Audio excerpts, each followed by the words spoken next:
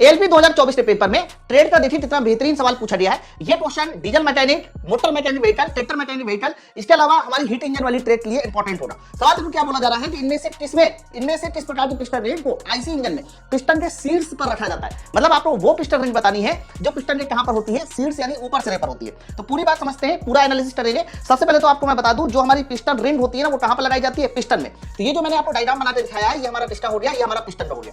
ध्यान रखना जो पिस्टन होते हैं वो पिस्टन रिंग मतलब पिस्टन रिंग पिस्टन पर ही पहनाई जाती है। और पिस्टन रिंग कितने तरह की होती है, दो तरह की होती है, कंप्रेसर रिंग, ऑयल रिंग।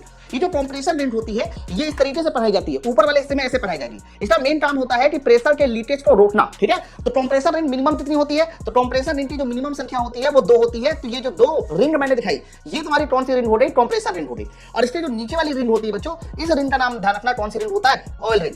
बच्चों ऑयल रिंग का काम सुनिए, ये जो कंप्रेसर रिंग है ये 2 इसलिए लगाई जाती है ताकि प्रेशर को झेल सके, या यूं कहिए कि प्रेशर के लीकेज को रोक सके।